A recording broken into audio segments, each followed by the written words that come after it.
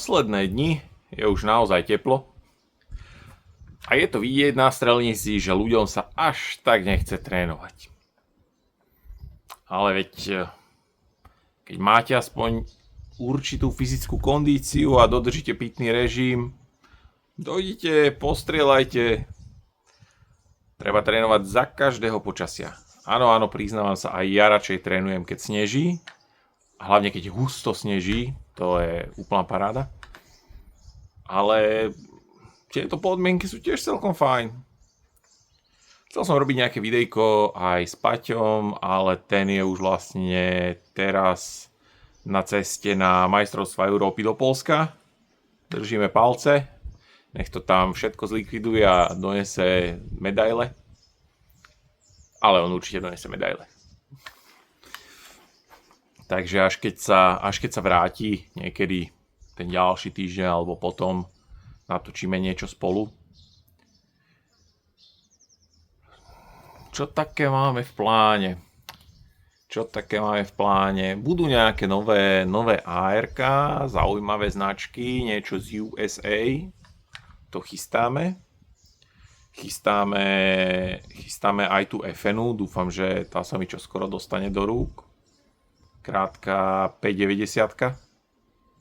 To bude veľmi zaujímavé postrieľanie. Ale medzi tým, aj kým to dojde, ideme trénovať.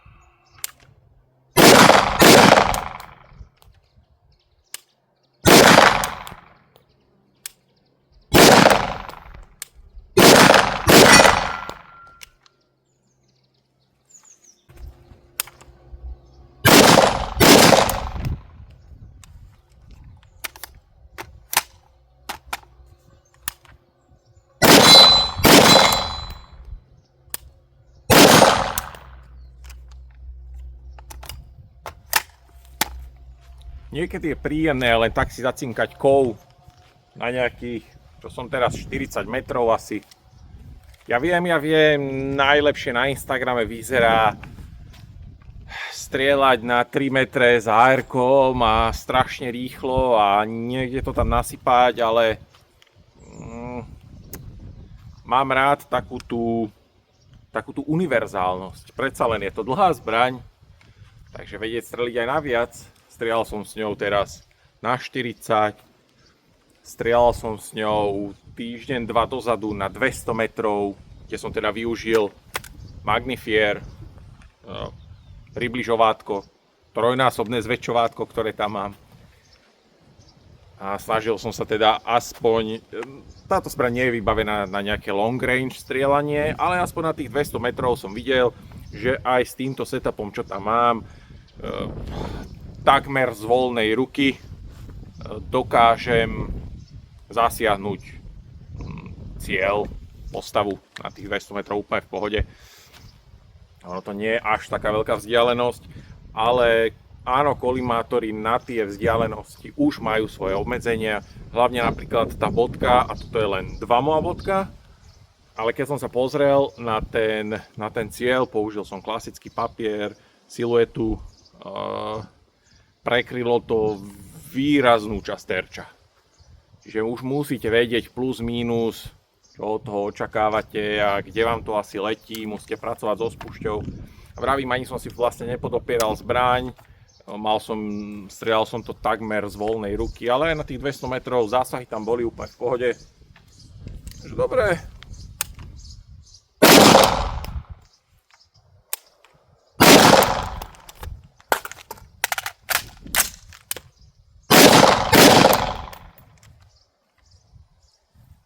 Dá sa.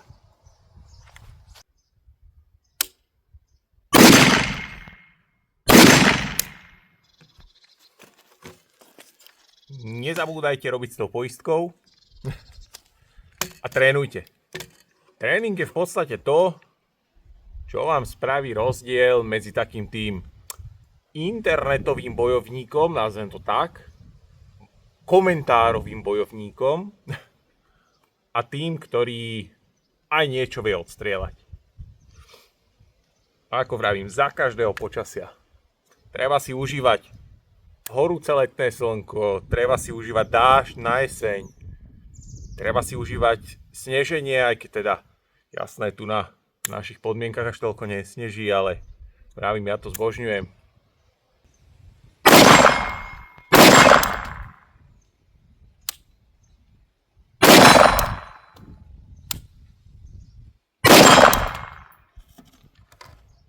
Neštandardné uhlí, toto nazvem, že taká stredná vzdialenosť, toto nie je väčšia vzdialenosť, stále cinkam na nejakých 40 metrov, možno niečo cez 40, toto nie je veľká vzdialenosť, tu na vám stále stačí ten kolimátor. Ten magnifier využívam naozaj minimálne, ale je fajn občas si streliť, proste 100 plus. Treba poznať limity svoje a svojej zbrane. A vlastne chcel som s tým ani až tak začínať, ale veľa ľudí sa snaží nahrádzať skill drahým vybavením.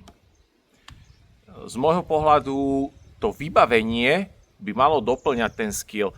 V prvom rade sa snažíme trénovať seba, svoje telo, svoju myseľ a v nadväznosti na to, tak jak to vždy zdôrazňujeme, že misia diktuje výstroj, v nadväznosti na to potom skladám to vybavenie. Bohužiaľ, veľmi často je to práve opačne. Ja viem, znova sa k tomu vrátim, veľmi pekne to vyzerá na Instagrame, ale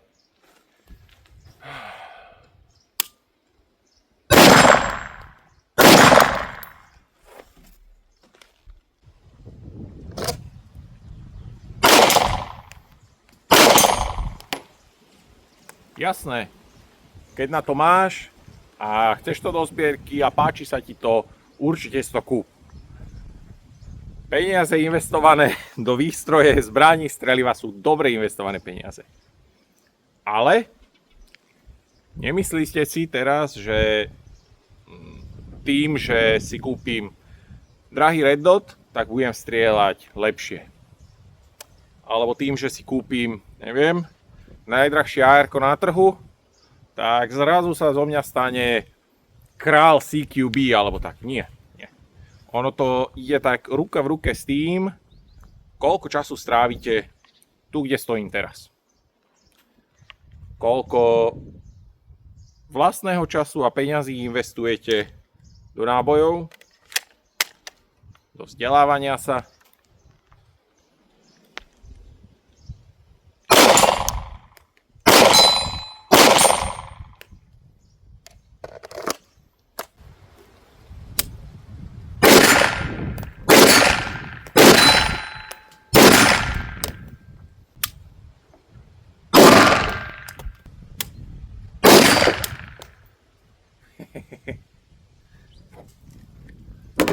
Čo tým vlastne chcem povedať? Chcem vás troška namotivovať. Leto na strelníci býva také poslabšie. Ja to na jednej strane chápem, je teplo, dovolenky a podobne, ľuďom sa až tak nechce. Ale ľuďom sa často nechce ani keď prší alebo keď sneží. Práve teraz cez leto, máte troška času, vybehnite. Opálim sa, troška preskúšam svoje skills, ako som na tom.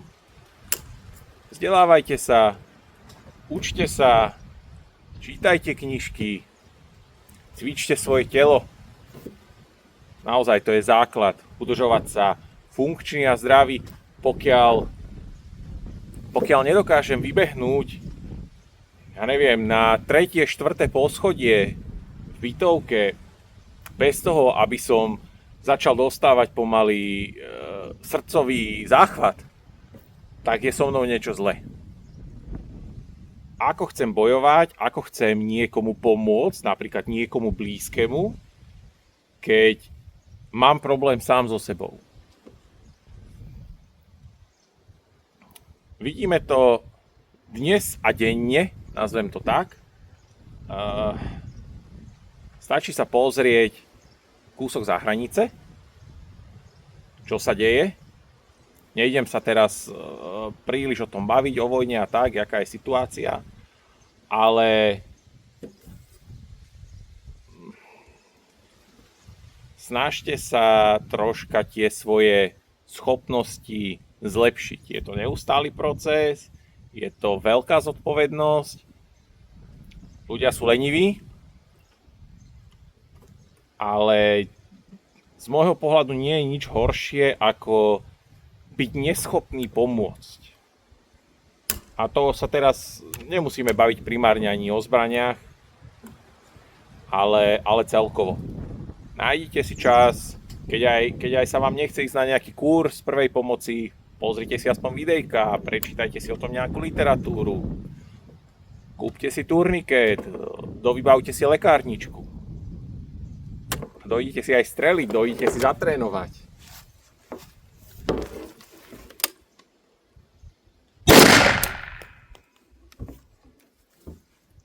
A nezabúdajte pracovať s poistkou.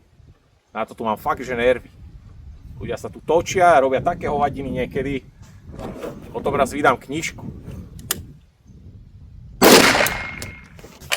Pre veľa z vás bude toto asi také, že nudnejšie videjko a vôbec sa vám nečudujem.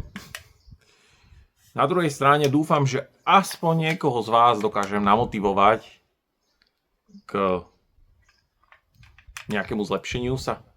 V prvom rade musíte chcieť vy. Nikdy to tak nefunguje, že idem za nejakým trénerom alebo motivačným rozprávačom a potom, čo mi povie 3 vety, tak zrazu sa nakopnem a zmení sa mi celý život. Nie, v prvom rade to musíte chcieť vy. Len občas je človek taký frustrovaný a potrebuje to tak dostať do sveta. Napríklad ma zabilo, keď sa ma vtedy ten jeden pán spýtal, keď sme boli pri takej autonehode, kde som pomáhal a keď kričím na chlapíka, aby volal aspoň 112, keď tam len tak už stál a nič nerobil, tak na mňa pozerá a pýta sa ma, či to treba.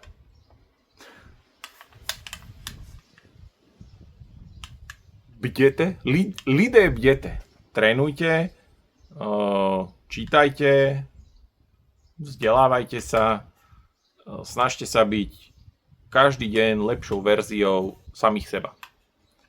Aby ste dokázali pomôcť, keď to bude treba, aby ste vy neboli na oštaru, nazvem to tak, ale aby ste, Američania to tak pekne hovoria, že be an asset, don't be a liability. A to je veľká pravda. Buďte tým článkom v reťazci, ktorý je pevný, nie ten článok v reťazci, ktorý sa pri prvom náznaku problémov roztrhne. A dojdite strieľať. A ja idem ešte strieľať. Čaute.